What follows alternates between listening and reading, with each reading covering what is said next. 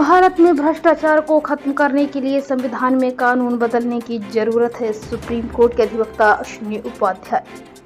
गुरुग्राम के नटराज ग्रीन में राम राज्य का संकल्पना और भारतीय संविधान पर विचार गोष्ठी पर आयोजित भव्य कार्यक्रम हुआ। मुख्य वक्ता के तौर पर सुप्रीम कोर्ट के वरिष्ठ अधिवक्ता Ashwini Upadhyay, PIL man of India, Natraj green Gurugram शाम को पहुंचे।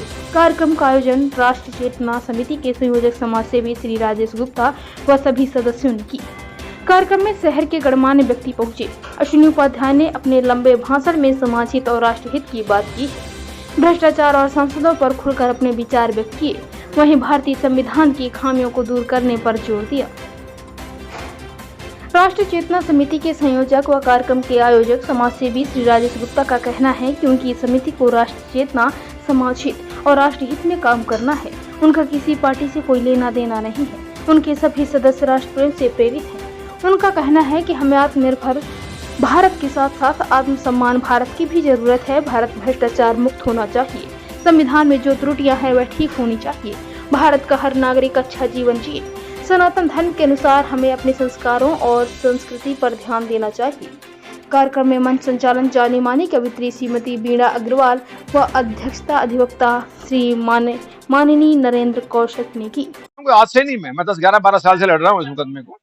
तो हम बिकेंगे नहीं, झुकेंगे नहीं। तो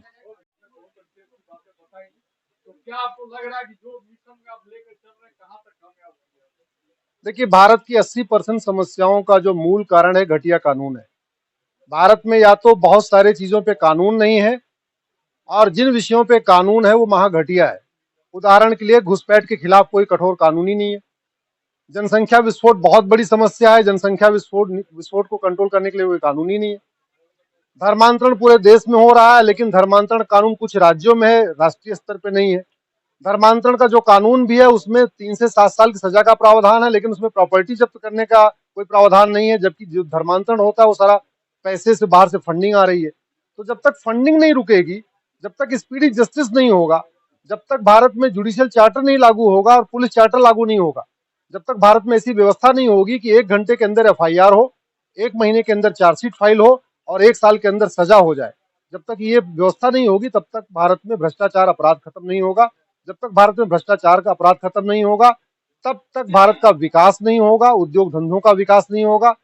दुनिया में जिन देशों ने भ्रष्टाचार अपराध को खत्म किया है, चाहे वो दुबई है, चाहे सिंगापुर है, चाहे जापान है, वो देखिए 50 साल के अंदर डेवलप्ड कंट्री हो चुके हैं। 50 साल के अंदर वहां विकास हो गया है। जिन राष्ट्रों ने कठोर कानून बनाया है वहां धर्मांतरण नहीं होता, जिहाद नहीं होता, मजहबी उन्माद नहीं होता है, वहां पे नक्सलवाद नहीं है, माओवाद नहीं है। जिन देशों ने सठे साठिम समाचरित सिद्धांत को अपना के कठोर कानून बनाया है वहां पे अराजकता नहीं है, वहां किडनैपिंग नहीं होती है। लेकिन जिन राष्ट्रों ने भारत जैसे देशों में जहां पे मानवाधिकार, झूठे मानवाधिकार के नाम पे घटिया कानूनों को कंटिन्यू किया है, जैसे 1860 का मैकाले का इंडियन पिनल कोड आज भी चल रहा है, 1861 का पुलिस एक्ट आज भी चल रहा है, 1872 का एविडेंस एक्ट आज भी चल रहा है। तो ये जो कानून है इनफैक्ट ये भ्रष्टाचारियों के पक्ष में है, ये बलात्कारियों के पक्ष में है, ये नशा तस्करों को मदद करते हैं, ये गाय तस्करों को मदद करते हैं, ये जो भी अवैध काम करने वाले हैं उनके पक्ष में है। घटिया कानून का नतीजा है कि बिट्टा कराटे जिसने पब्लिकली कहा था कि उसने मर्डर किया है, आज तक उसको फांसी नहीं हुई। ये घटिया कानून